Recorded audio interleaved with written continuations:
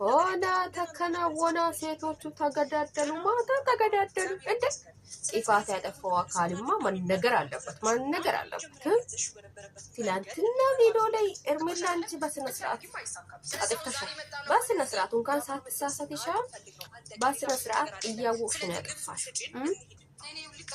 አሰላሙ አለይኩም ወራህመቱላሂ ወበረካቱ። ቤተሰቦች ልጆች እንዴት ናችሁ? ደህና ናችሁ አላችሁ? አልሐምዱሊላህ። እናንተስ እንዴት ናችሁ? ደህና ናችሁ? እኔ በጣም ደህና ነኝ። ባላችሁበት ያላህ ሰላምታ እዝነት ከእናንተ አይለያችሁ፣ ይዝት ይበላላችሁ እና መጥቻለሁ። ሰሞኑን ጠፍቻለሁ። ያው የመዳን ቤት ሂጂና ስራ ታውቃላችሁ። ትንሽ ሰዓት ሳገኝ እመጣለሁ። ሰዓት ሳይኖረኝ ደግሞ እቀራለሁ ማለት ነው። እዛ ጥፍት ይላለሁ እና ሰሞኑን ብዙ ቪዲዮዎች ተለቀዋል። አላየውም። ሲጀመር ያው ታምኔሉን አየዋለሁ። ያው ጊዜ ስለሌለኝ አላየውም የሚጠቅመው ነገር ስላልሆነ እና ዛሬ ግን አስፈላጊ አስተያየት መሰጣት ያለበት ቪዲዮ ስለሆነ ማለት ነው የመጣው።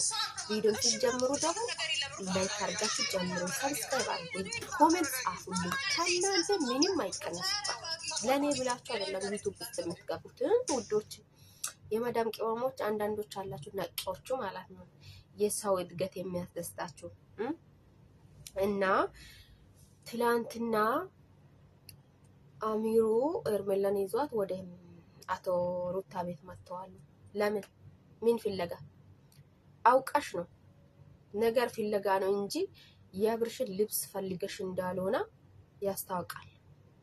ልቦናሽም ያውቃል። እኔ ደግሞ የሆነ ነገር አስተያየት ሲሰጥ ሳይደይቼ ነው የሚሰጠው ማለት ነው። ዝም ብዬ እንደማንኛውም ሰው ፎሎ ለመለቃቀም ሰብስክራይብ ለማግኘት አልሸመጥጥም። ለምን? እኔ ከዚህ በፊት ብያቸዋለሁ። እኔ የማንንም እንትን አይደለም። ህይወታችሁን የሚኖሩት እነሱ ናቸው። ህይወታችን የምንኖረው እኛ ነን። ሁሉም የየራሱ ህይወት አለው።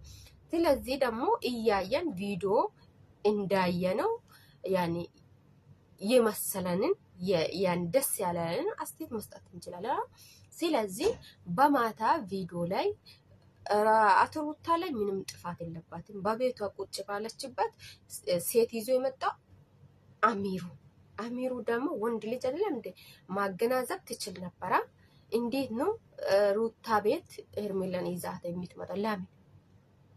ሄርሜላ ከዚህ በፊት እንደምትለን ከሆነ ቀድመን የአብርሽ ጤንነት ይቀድማል፣ የሱን ጤንነት ላይ ትኩረት እናደርግ፣ ከዛ በዘለላ እሱ ወደ ጤንነቱ ሲመለስ የሚወስኑ የሱና የሱ ፍላጎት ነው ብላ ነበረ።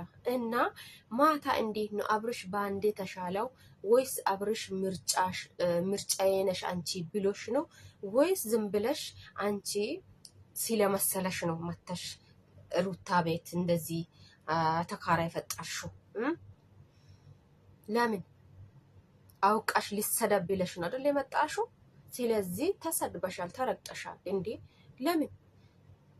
ክብር በማይገባሽ ቦታ ላይ ለምንድን ነው የምትገኝ? ራስሽን ታስከብራለሽ እንደ በፊቱ አስከብርሽ። ለምንድን ነው በአቋማሽ ማትቆሚ ማለት ነው? ሄርሜላ ሩታ እንደሆነች የፈለገችውን ነገር ከማድረግ ወዲያ ላይ እንደማትል እየተናገረችሽ ነው።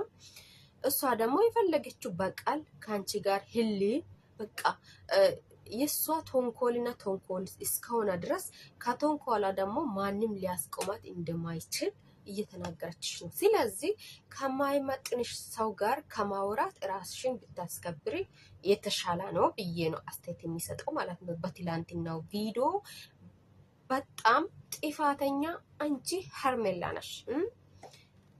አብርሽ ከጤናው ሳይሆን ነው አንቺ ጋር የመጣው። አሁን ወደ ጤናው ተመልሷል፣ ተሽሏል። ወደ እኔ ነው የሚመጣው። እንዴት አንቺ ለምን እንትን ሚዛን ላይ ለምን ታስገቢያለሽ? አብርሽ መጥቶ ለምን ፍላጎቱን እስከሚናገራቸው ድረስ ምርጫውን እስከሚያወራው ድረስ ምርጫውን ለሱ ለምን አትተውለትም?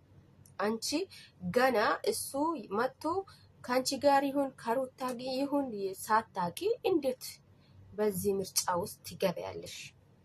ለሱ የምትጨነቂ ከሆነ ለሱ ጤንነት እንደ በፊቱ የምትፈልጊ ከሆነ ምርጫሽ ላይ ሳይሆን አቋምሽ ላይ ነው መቆም የነበረብሽ። ማታ በሰራችሁ ድራማ ነው እንግዲህ ሲጀመር የእናንተ ነገር ሁሉ ነገረ ስራችሁ ሁሉ ድራማ ነው። የሰው ልጅ የማይፈለግበት ቦታ ላይ ካልተገኘው ብሎ የሚመጣው ድራማ ሲሆን ነው። ድራማ የድራማ ድንቀት ሲሆን የማይገባውን ስራ ይሰራል። አዎ። ስለዚህ ሴት ልጅ ደግሞ ወንድ ልጅ አፍቅራ ካኖረች ወይም ካገባች ሁሌም ከእጇ አምልጦት የሚሄድ ነው የሚመስላት። ሁልጊዜም ስትኖር የእረፍት ወይም የተረጋጋ ህይወት ኖራ አታውቅም። እንደ እግር እሳት እየተቅለበለበች ትኖራለች። ይህንን ነገር ያልኩበት ምክንያት ለምን እንደሆነ ታውቃላችሁ? እቺ ሩታ የምትባለው ከዚህ በፊት አፍቅራ ከቤተሰብ ተፈነቅላ ነበር የወጣችው። አፍቅሬ ሞትኩልኝ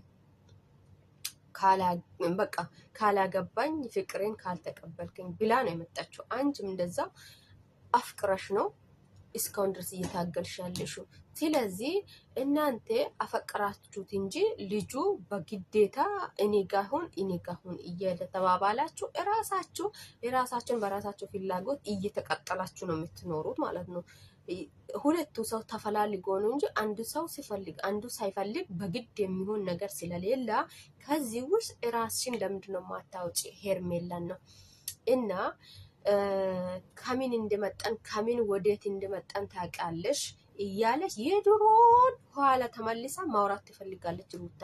እኛ የድሮን አይደለም የአሁኑን ራሱ ማውራት በማንችልበት ሁኔታ ላይ ነው ያለ ነው አሁን በዚህ ዘመን ማለት ነው። አንቺ የድሮዎቹን እያነሳሽ እያስታወሽ ሰውን ለማሸማቀቅ ትፈልጋለች።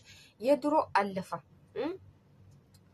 ባለፈው ክረምት ማንም ያረሰ የለም፣ በቤት የሰራ የለም ወይ እና አንቺ የአሁኑን ነው እንጂ ማውራት አለብሽ። የድሮ ያለፈን አይደለም።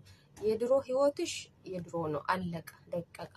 አሁን ከሄርሜላ ጋር ስላለሽ ነገር ነው ብቻ ማውራት ያለብሽ። አፍዝዘሽ ምናምን ለምትለው ነገር ደግሞ ራስሽ አምነሽ የተቀበልሽው ነገር ነው። አብርሽ ዳና ነው። አሁንም ዳና ላይ ነው ያለሽው። አብርሽ ዳና እንዳልሆነ ደግሞ ህዝቡ የሚያውቅ ነው። ስለዚህ አብርሽን በትዕግስት ለምንድን ነው የማትጠብቁት እስከሚመጣ? እና እኔን ጠንቅቀሽን ታውቂያለሽ ለምትዩ ሄርሜላ አንቺን ጠንቅቃ የምታውቅሽ በተንኮልና በሴራ በወጥመድ ታውቅሻለሽ። ግን በሌላ ነገር ምንም ነገር ስታደርጊ አይተሽ አታውቅም። ስለዚህ ጠንቅቀሽ አታውቅም ሄርሜላ ማለት ነው። ሌሎቹ ምናልባት በፊት የሰረሸባችሁ ቪዲዮዎች ላይ ሌሎች ብዙ ሴቶች መጥተዋሉ።